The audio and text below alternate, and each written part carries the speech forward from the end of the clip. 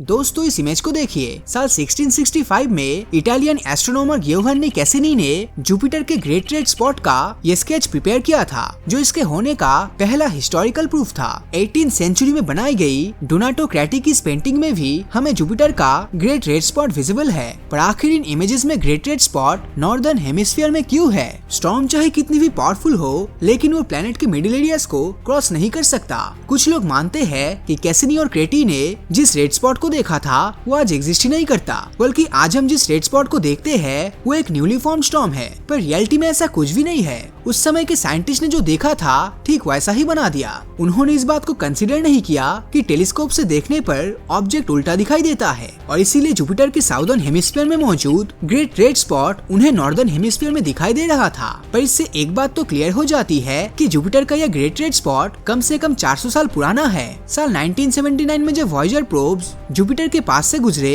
तो इन्होंने great red spot की हाई क्वालिटी फोटोग्राफ्स ली और ऑब्जर्व किया कि जुपिटर की सरफेस पर लगातार मूव कर रहा है। ये साइंटिस्ट के लिए ग्रेट रेड स्पॉट को स्टडी करने का सुनहरा मौका था। एंड ऑब्वियसली इससे हमने ग्रेट रेड स्पॉट के बारे में काफी कुछ जाना था, पर ये इसकी मिस्ट्रीज को सुलझाने के लिए काफी नहीं था। साल 2017 में नॉर्दर्न अमेरिका में इरमा नाम का एक हरिकेन आया था, जिसने काफी तबाही मचाई थी और करीब 134 लोगों की जान भी ले ली थी। आउटर स्पेस से देखने पर हरिकेन इरमा भी धरती की सरफेस पर ग्रेट रेड स्पॉट जैसा ही लग रहा था। इवन ये ग्रेट रेड स्पॉट की तरह ही काउंटर क्लॉकवाइज ही रोटेट कर रहा था, पर इसकी wind speed great red spot के कंपैरिजन में बहुत ही कम था। हरिकेन इरमा की highest wind speed 285 kilometre per hour थी, लेकिन जुपिटर के ग्रेट रेड स्पॉट के तूफान की wind speed 640 kilometre per hour तक रीच कर सकती है। हाइड्रोजन, अमोनिया और सल्फर कंपाउंड से बने इस हरिकेन में हमारी धरती जैसे 2 प्लेनेट समा सकता है। धरती पर आने वाले ज्यादातर हरिकेन्स का सेंट्रल रीजन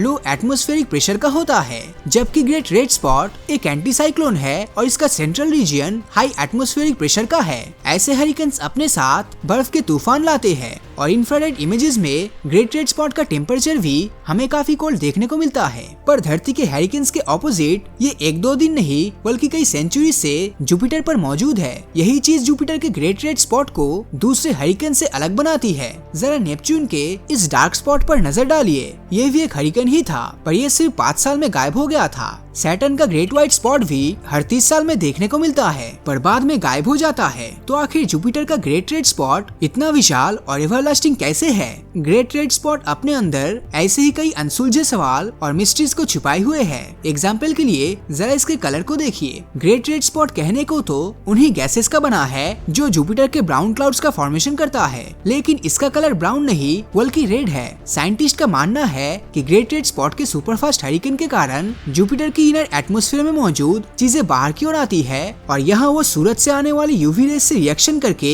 थॉलिन्स नाम के सब्सटेंसेस को बनाते हैं। इसी सब्सटेंस के कारण जुपिटर के रेड स्पॉट को अपना कलर मिलता है। जब हम प्लूटो की सरफेस को देखते हैं तो वहाँ भी हमें रेड कलर दिखाई देता है, जिसके पीछे भी थॉलिन्स नाम के सब्सटेंसेस का ही हाथ है। थॉलिन्स ने ग्रेट रेड स्पॉट के रेड कलर को तो एक्सप्लेन कर दिया, पर ये समय समय पर येलो कलर का भी दिखने लगता है, जिसका एक्सप्लेनेशन किसी के पास नहीं है। ग्रेट रेड स्पॉट की साइज भी काफी कंफ्यूजिंग है। अगर हम गियोवन्नी कैसिनी के स्केच पर वापस लौटे तो वहाँ पर हमें ग्रेट रेड स्पॉट काफी छोटा दिखाई देता है। साल 1880 में जब इसकी ऑब्जर्वेशन की गई थी तो इसकी साइज 3 धरती के बराबर बताई गई थी। हबल स्पेस टेलीस्कोप के आने के बाद लगातार इसकी ऑब्जर्वेशन की जा रही थी और ऐसा नोटिस किया गया कि ग्रेट रेड स्पॉट छोटा हो रहा है। वैज्ञानिक ने अनुमान लगाया कि स्पीड से छोटे होने पर ग्रेट रेड स्पॉट अगले 20 सालों में खत्म हो जाएगा, पर लेटेस्ट ऑब्जर्वेशन में इसकी साइज फिर से बढ़ती हुई नजर आ रही है। मतलब इस स्पॉट का अंत इतनी जल्दी तो बिल्कुल नहीं होने वाला। इसका टेम्परेचर भी डेप्थ के साथ बढ़ता ही जाता है